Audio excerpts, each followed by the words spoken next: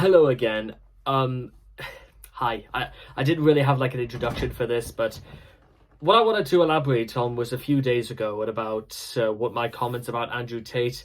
Well, there's another very notorious public figure I kind of wanted to talk about, and that is Nigel Farage. Now, for those who don't know who Nigel Farage is, he's this two-pick, very well, even if I don't think he's necessarily racist.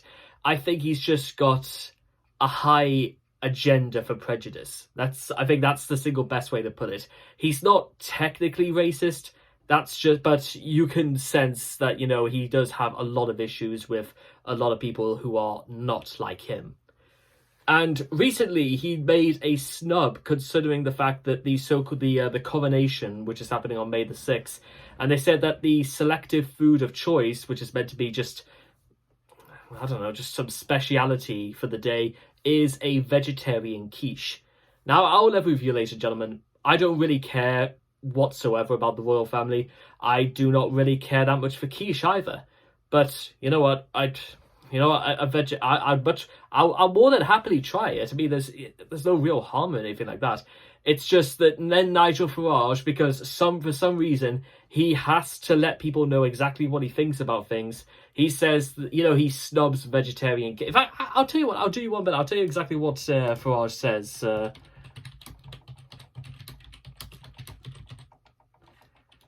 Royal Nation quiche. Oh yeah. Wait till you hear about this. Oh God. I'll put the subtitle. Well, actually, I'll let you guys listen to it. Just. Oh dear, oh dear, oh dear. My heart's. This is Nigel Farage, by the way, being interviewed on Sky News. I do not know what on earth Sky News were thinking about for literally letting this guy on this program. Even the guy who's presenting this, Paul Murray, he looks like, God, what were the producers thinking about? But anyway, listen to this. Oh dear, oh dear, oh dear. My heart sunk when I saw that news this morning. I mean, in 1953, coronation chicken, and it's still a dish that is served, at summer buffets, and it's terrific, and I love it. But the idea of broad beans and spinach in some sort of very soggy quiche, I mean, it sort of makes you think of what people had to do during the war, during rationing, when there wasn't much food about. And isn't it French as well? No, it's actually German to begin with. No. It's German. Like the royal family. Well, yeah, that's true. Yeah, we think of it as French, but it's actually German originally. It goes back to medieval times. And of course, it's food for very, very poor people. And so I think what we're looking at here, or what we're warming up to, potentially, is the austerity coronation, to make sure that we're all as environmentally sensible as we possibly can be. And so in keeping with that, they have produced the dullest, most uninspiring, and most politically correct dish that has ever been produced for a major occasion in this country. I know it was truly ghastly. I know it was a French monarch who talked about let them eat cake. Well, if that's the cake, guess what's going to happen? Well, actually, to be honest, I think those two would fucking get along like a fucking house on fire, full of people burning to death. Again, I forgot to mention this guy is Australian. Is this guy Australian? Oh, whatever. Anyway, I couldn't give a toss either way. If he was Australian, if he was from New Zealand, if South Africa, I don't care. I'm glad I'm saying that because I've wanted to say it for so long. I don't care. You know why I don't care? Because of all this pompous, stuck-up, no-nonsense, oh, we can't have quiche because it's food for poor people. We can't celebrate or have anything for poor people. Well, you know what? Nigel, I'm not fucking. I don't want to fucking look at him anymore. It's all well and good for people like Nigel Farage just saying that we have to have environmentally friendly. not that Nigel Farage has to care. That whether the environment is here or not after Nigel Farage is long dead will something that will constantly be in question. But the fact is, ladies and gentlemen, this was once upon a time a man who was trying to basically get the ball rolling for Brexit. If you really want to know exactly where Brexit began, go back, turn back the clocks to something roughly about September of 2012 in Britain. Because as far as I was concerned, that was the very first time I ever heard of Nigel Farage, and you heard a lot of his claptrap and the fact that it was actually making a lot of noise and it was getting people to look at him. The worst thing we could have ever have done is think that we were so stupid enough to give people like that the time of day. And also, again, so why do we need to go to people like that? Why do we need to interview people like Nigel Farage to suddenly give his opinions about a quiche? You know what? Again, I don't really like quiche. I'm not a big fan of quiche either. But fuck it. Come on now. They even said on the bomb, the entire palace was mocked because they wanted to have quiche. And then they made a big thing about it was actually a French dish or it was a German dish. You know what?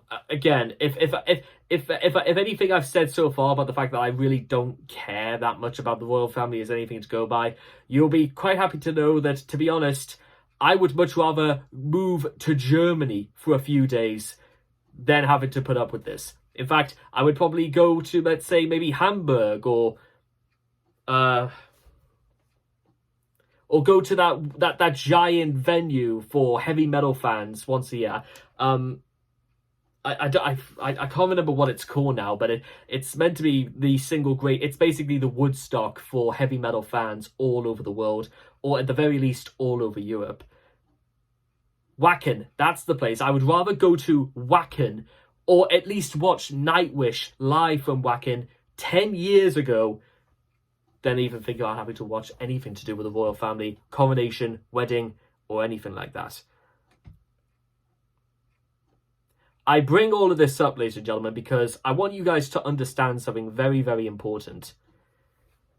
It's people like that who actually get onto TV. They're the sort of people, and again, I mentioned about Andrew Tate, who influence thousands and thousands of people, and we only ever really step in whenever they actually have done something technically, illegal, or even the fact about, what I said about Nigel Farage spreading very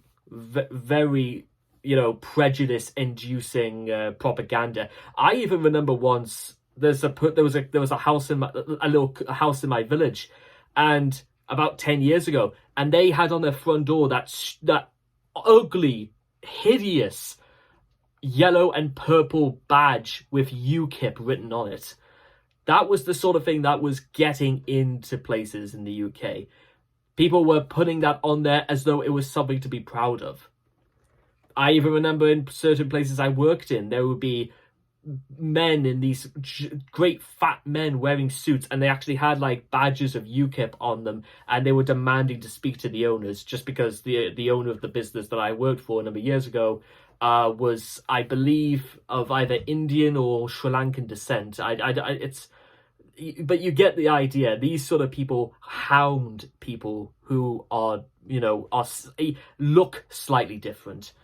In fact, it wouldn't even go beyond the realm of interest to say that if Suella Braverman introduced, let's say, a law called the Prejudice Equality Act, in which it made all prejudice fair game in this country, they would vote on it immediately and completely discount every single person in the country. Let alone the fact that, as far as my observation goes, when about the photo ID business in elections, it could mean that 2 million people might not even get the chance to vote at all. We'll see exactly how well that plays out, because, well, when a democracy ever starts regulating the vote so that certain people can vote on certain restrictions, that's it. That is the entire rules and basis of democracy completely thrown out the window. It's not a democracy anymore, ladies and gentlemen. It's not a free world. It's a dictatorship. We are living in a dictatorship dictated by people who are who the very richest people in society. They can decide they can say whatever they like and get away with it because people, their lapdogs, will immediately say, "Well, where's your Bugatti? You can't say anything because you're overweight." Compared to Andrew Tate, you know what? I'll be completely honest, ladies and gentlemen. I may not be that skinny. You know what? Maybe I am fat. So what? You know, you really physically. There are things about me I know I can change. Physically, there's a lot of things I can change. Have a shave, you know, have my eyebrows plucked, completely lose all my hair. I don't know, wax my butt or something like that. There's thousands and thousands of things I can do to change my appearance. For better or worse, we'll just wait and see. People like I said, Nigel Farage, Andrew Tate, Braverman, Sunak, they swan about as though they are on top of the world and they are completely untouchable. But nobody stays on top forever, as I'm sure we all know. For me, those are not the sort of people that, you know, they are not role models in my opinion. So the question then follows, well, what about me? Why don't I step up to the mark? Why don't I become some sort of hero or some sort of role model or to lead by some sort of example? I think I should. You know what? I definitely should. But then the question follows, as what?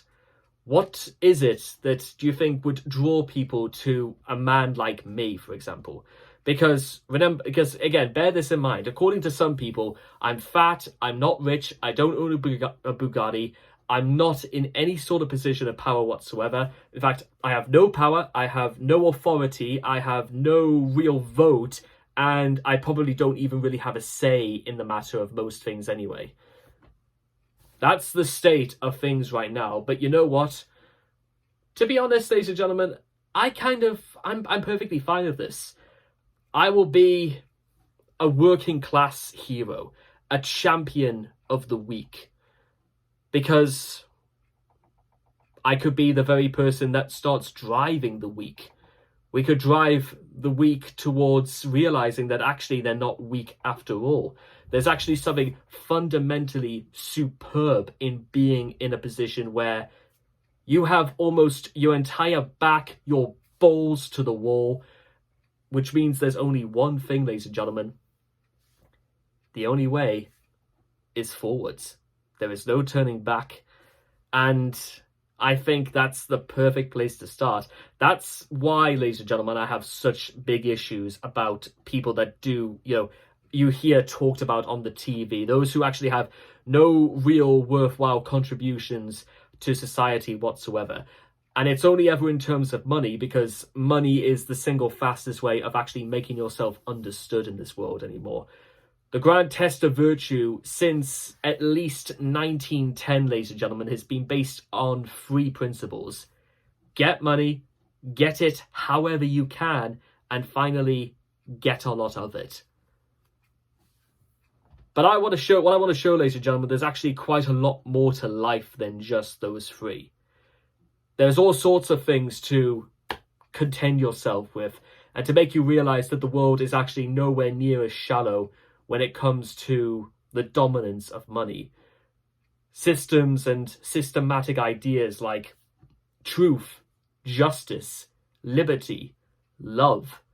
These things haven't just died away just because they could be bought and sold, but it is also possible for an honest man to become a rich man without going spiritually to pieces.